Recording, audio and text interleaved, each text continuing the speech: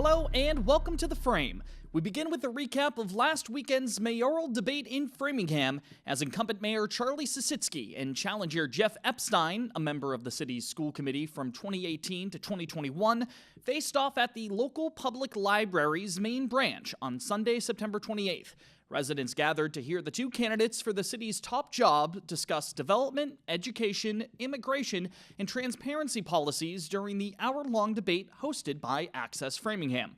With local development, Epstein told attendees that his top priority would be to communicate with residents and hear what they would want to see developed, especially in the wake of opposition to plans proposed within neighborhoods like Knobscot. Epstein thinks that overdevelopment could burden both local open spaces and the city's school system. Sisitsky, however, said that there's quote-unquote no question that development is required in order to provide dollars for municipal services. He said that if reelected, he and other city officials will continue to look into a range of development opportunities across Framingham while keeping up with outreach among community members. You cannot develop your way into financial security in a city. Everybody comes up to me, they want to talk to the mayor, they want to have their picture taken with the mayor, they want to tell the mayor what they think, and I listen. As for local schools, Sisitsky emphasized that the mayor does not have a say on how Framingham Public Schools' budget is spent once it's approved. That number for the 2026 fiscal year is just over $183 million for the record. The current mayor said that his role is to encourage positive developments in the city, while the school committee takes up the primary role of policy creation. Epstein, though, said that FPS is trending quote-unquote downwards. He brought up a loss of educators and principals, as well as local student scores, late buses, and a lack of pre-K expansions locally.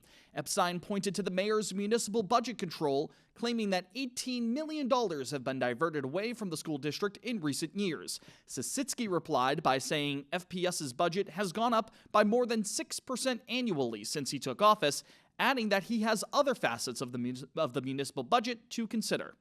The mayor has a lot of control over what happens in the city. And if I'm elected mayor, I'll bring that $18 million, which is still sitting in the general fund, back into the schools to fix the pre-K problem and the classroom support and make sure teachers don't leave and students' grades are better. It's a fallacy to think that the mayor can control what happens with the schools.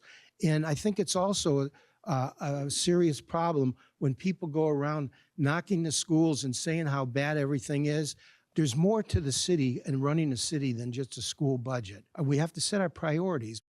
As arrest and deportation efforts from the U.S. Immigration and Customs Enforcement continue across the country, Epstein, an immigrant from Australia himself, said that Framingham's next mayor should resist these initiatives within the scope of the law.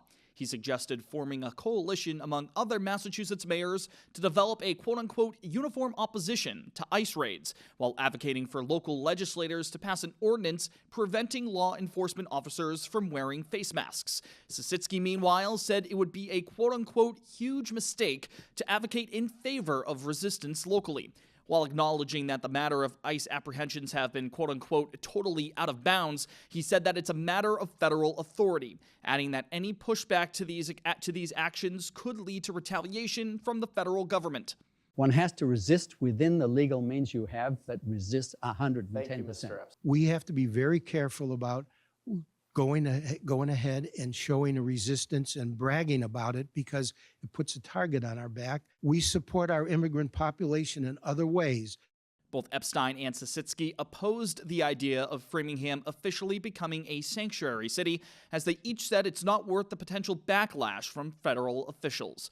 Both candidates expressed approval for the litany of proposed changes to the Framingham Home Rule Charter, which will also be on local ballots this fall. They include motions meant to increase transparency and civic participation. Sisitsky did say that more info on these recommendations has to be distributed so that local voters are informed ahead of Election Day, while Epstein expressed support for the creation of a chief climate and sustainability officer through the local charter.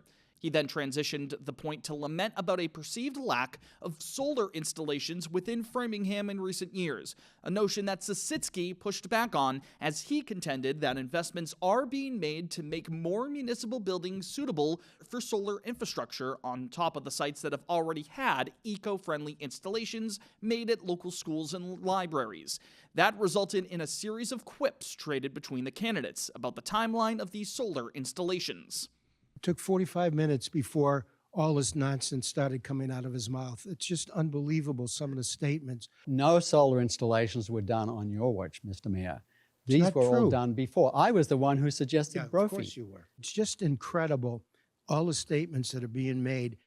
The conversation then moved towards overall visibility within the community as more barbs were traded. I don't know where he's been for the past 4 years. He's never been to a finance committee meeting, a city council meeting, a school committee meeting. He's never called with his suggestions. Where are all these ideas coming from all of a sudden? The mayor never answers my emails. They have been sent. I Never will got tell you. one. Prove it. You show me one email speak. you sent me. Let me speak. I might not be at the meeting, but I watched them all because you can use video to watch a meeting that's happened in the past. I watched them all. Thank you, I've Mr. spent the Epstein. last 2 years watching all these meetings. Thank you. In their concluding statements, both Epstein and Sisitsky gave their perspective on what they can provide to Framingham citizens. We should really be putting energy, ideas, and a new approach, which is what I bring, and I ask for your vote on November the 4th. Thank you, Mr. Epstein. I commit to you that I will always work to ensure that our city is a place of promise, of progress, and of pride. A reminder now that Election Day in Framingham is Tuesday, November 4th. The deadline to register for the election is Saturday, October 25th. Now, there's only so much from Sunday's debate that we were able to cover here on the show this week, so we invite you to visit our website, frame.news, for more on the event. We have the full debate video posted there, along with a written article with additional details on Sisitsky and Epstein's stances on pressing local issues. Our website also has full feature pieces that we've completed across the city, along with a calendar filled with upcoming local events. Subscribe to our email newsletter to ensure that you never miss out on Framingham News in Focus.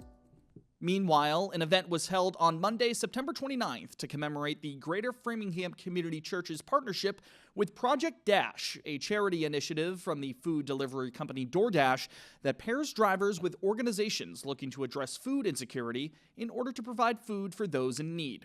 Since the church partnered with Project Dash back in 2022, more than 100,000 meals have been delivered to families and residents dealing with barriers to healthy food, full meals, and overall assistance across the area. Reverend Dr. J. Anthony Lloyd with the Greater Framingham Community Church said that as many of the participants are identified through the local school district, the need for programs like this continues to grow. The numbers keep growing. We started off with 45 families. We're up to 140 households. That's every 2 weeks. And some of the highlights have been just the fact that we partner with different places to come and volunteer for us. A reminder that the Framingham Department of Public Works began their hydrant flushing program earlier this week. Between 8 a.m. to 3 p.m. on Mondays through Fridays for the next 3 to 5 weeks, flushing will be conducted in various parts of Framingham in order to improve the quality of local drinking water. Residents are advised that they might experience low water pressure during these times, while their water may be discolored. That discoloration is perfectly normal during this process, as the water will still be safe to use and consume, though it's typically not recommended to use that water for washing clothing. And finally, a preview of this week's Frame by Frame segment. Local leaders recently launched a new curbside composting program across the city in an attempt to cut down on landfill waste and benefit the environment. Composting is the process of breaking down everyday waste products, like food and yard waste, and utilizing a natural recycling process to create a rich soil. We spoke with proponents of the program to learn more about its benefits and how you can take part. Let's take a look. The EPA estimates around 40% of household trash can be composted. You put your compostable trash in your compost bin, you put it out on Fridays, and they empty it. That's it. In a drought, you have the benefit of retained moisture and a more robust network of organisms that will help support plant life. And then when we get those dumps of rain, instead of it all washing off, it's able to actually get down into the soil instead of just going into stormwater. As always, more from that Frame by Frame segment can be found on our social media pages. Follow us on Instagram at frame.news_, and search for The Frame on Facebook as well for additional local journalism. Subscribe to Access Framingham's channel on YouTube and hit the bell icon there to be notified whenever new content is published. We invite you to follow us on Spotify too, as we upload full Frame episodes for you to watch or listen to there.